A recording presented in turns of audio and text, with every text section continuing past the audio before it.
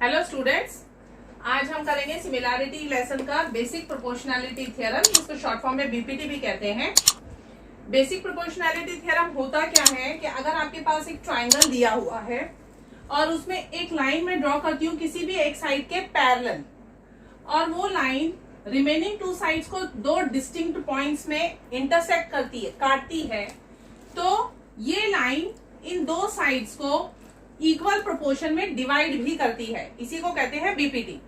If a line parallel to one side, ये line L है, parallel to one side that is BC of a triangle intersects the remaining sides in two distinct points, ये line ने इन दो sides को two distinct points P और Q में divide किया है, इंटरसेक्ट किया है, तो the line divides the sides in the same proportion. ये लाइन इन दोनों साइड्स को सेम प्रोपोर्शन में डिवाइड करेगी, यानी AP upon PB is equal to AQ upon QC। ये जो दो पार्ट्स हो गए उस दो लाइनों के, वो इक्वल होंगे, उनका प्रोपोर्शन इक्वल होगा। इस थ्योरम को हमें प्रूफ भी करना होता है, और जब प्रूफ आता है वो 4 मार्क्स के लिए आता है। तो इसे प्रूफ करने के लिए या कोई सा भी और थ्योरम जब हम ज्योमेट्री का प्रूफ करते हैं, उसमें आप लोगों को given, to prove that, construction और प्रूफ, ये 4 चीजें लिखनी होती हैं, डायग्राम बनाना होता है। जब ये सब लिखते हैं विद रीजंस तो आपको फुल मार्क्स मिलते हैं। तो आइए देखते हैं कि बीपीटी को हम प्रूफ कैसे करेंगे। इसका प्रूफ टेक्स्ट बुक में दिया हुआ है, इसलिए एक्सप्लेनेशन ध्यान से सुनिए कि वो है क्या, वो प्रूफ कैसे करते हैं। सबसे पहली बात, थ्योरम में जहां कहीं भी इफ से लेकर स्टेटमेंट होती है और बीच में देन होता है,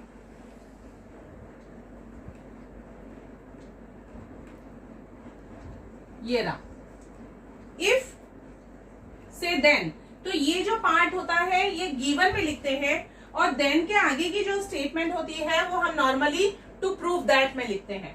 अब ये जो पार्ट है इसको गिवन में लिखने के लिए हम मैथमेटिकल टर्म्स यूज करेंगे। सिर्फ ऐसे ही सेंटेंस नहीं लिखना है, बल्कि हमें मैथमेटिकल टर्म्स लिखने हैं। तो हम लिखेंगे given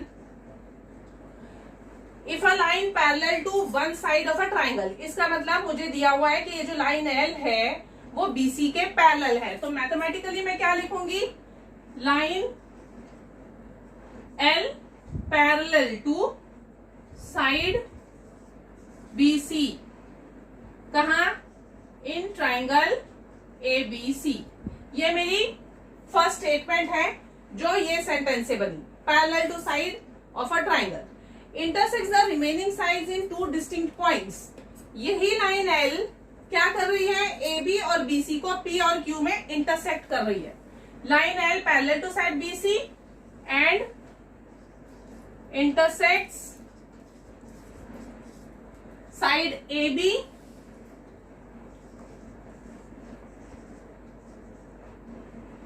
in point P and side AC in point Q।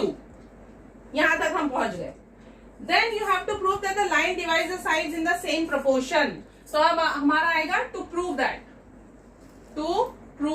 that, AP upon PB is equal to AQ upon QC। अब इसे प्रूफ करने के लिए मुझे कंस्ट्रक्शन करना पड़ेगा। You have to join P to C and Q to B। ये आप लोगों को याद रखना है, ये हमारा कंस्ट्रक्शन है। तो कंस्ट्रक्शन क्या होगा, जॉइन P एंड C या P to C and B to Q। B को Q से ज्वाइन करो, P को C से ज्वाइन करो, ये हमारा कंस्ट्रक्शन है। अब हम करेंगे हमारा प्रूफ स्टार्ट। प्रूफ के लिए जो हमने पिछली एक्सरसाइज करी थी उसे दिमाग में रखिए, एरिया ऑफ ट्राइंगल वाला।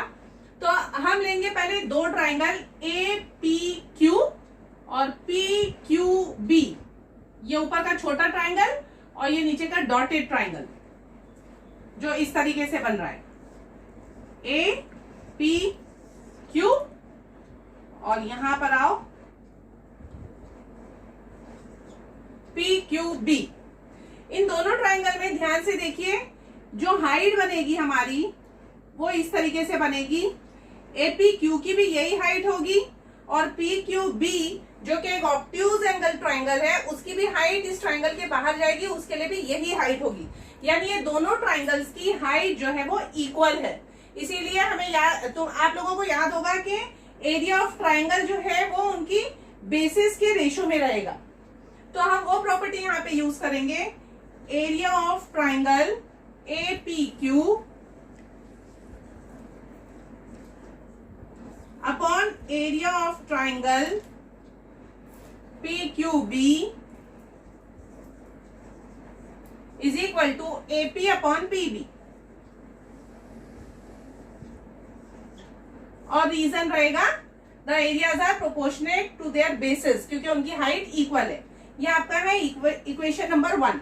सिमिलरली अब हम इस तरफ से दो ट्राइंगल लेते हैं, ए पी क्यू और पी क्यू सी। उसमें भी देखिए आप, उसकी हाइट सेम है दोनों ट्राइंगल की, यहां से यहां अगर मैं ड्रॉ करूंगी, इसीलिए इसका जो एरिया रहेगा दोनों का वो भी बेसिस जो है ए क्यू और क्यू सी उसके प्रोपोर्शन के बराबर रहेगा। तो सेकेंड स्टेटमेंट सिमिलरली मैं लिखूंगी, area of triangle A P Q upon area of triangle P Q C is equal to A Q upon Q C. ये सेकेंड स्टेटमेंट, इसमें भी आपको रीजन लिखना होगा, areas are proportionate to their bases, क्योंकि उनकी हाइट्स इक्वल है। अब ध्यान से देखिए, जो हमें प्रूव करना है वो ये है, AP upon PB is equal to A Q upon Q C. ये कब इक्वल होगा? जब मेरे दोनों लेफ्ट हैंड साइड इक्वल होंगे। लेफ्ट हैंड साइड कब इक्वल होंगे? इसमें न्यूमरेटर देखिए एपी क्यू सेम है। अब मुझे खाली प्रूव करना है कि पी क्यू बी और पी क्यू सी भी इक्वल है। P Q B P Q C, अगर इन दोनों को इक्वल प्रूव कर दिया तो ये दोनों फ्रैक्शंस इक्वल हो जाएंगे, जिससे हमारे ये दोनों फ्रैक्शंस भी इक्वल हो जाएंगे जो हमें प्रूव करना है। तो ये दोनों ट्राइंगल जो डॉटेड ट्राइंगल हैं, आपको याद होगा एक्सरसाइज 1.1 में हमने दो पैरेलल लाइन के बीच का ट्राइंगल का सॉल्यूशन किया था। उसके अंदर भी इसी तरीके के दो ट्राइंगल थे। दो पैरेलल लाइन के बीच में जब दो ट्राइंगल्स होते हैं तो उनकी हाइट भी इक्वल होती है और यहाँ पे बेस दोनों की इक्वल है पी क्यू।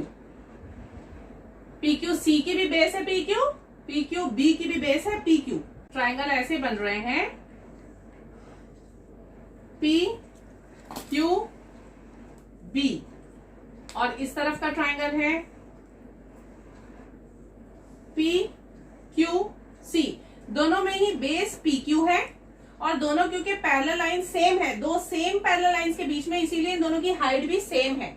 इसका मतलब ये दोनों ही ट्राइंगल्स का एरिया जो है, क्योंकि बेस और हाइट इक्वल है, इक्वल होगा इनका एरिया। इसका मतलब हमारा area of triangle P Q B is equal to area of triangle P Q C, जिसके लिए आप रीजन वही लिखोगे,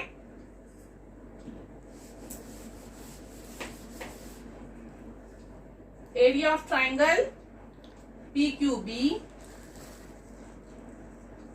is equal to area of triangle P Q C, और इसके लिए इज इक्वल टू, सॉरी,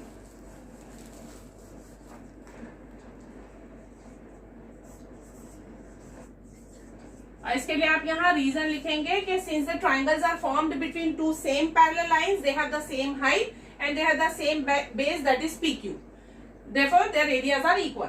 अब क्योंकि एरियाज इक्वल हो गए हैं, इसको इक्वेशन नंबर 3 दीजिए। ये 1, ये 2 और ये 3 से हमें क्या मिल रहा है? ये लेफ्ट हैंड साइड और ये left hand sides are equal. तो हम आगे लिखेंगे, ये ratio area of triangle A P Q upon area of triangle P Q B is equal to area of triangle A P Q upon area of triangle P Q C. अब इसमें AP Q और AP Q same है, ये दोनों equal है, तो from 1 to 3 ये दोनों फ्रैक्शन इक्वल होने की वजह से ये दोनों फ्रैक्शन भी इक्वल हो गए। इसीलिए हमें मिलेगा therefore AP upon PB is equal to A Q upon Q C, hence prove. Hope आप लोगों को ये बीपीटी समझ में आ गया होगा।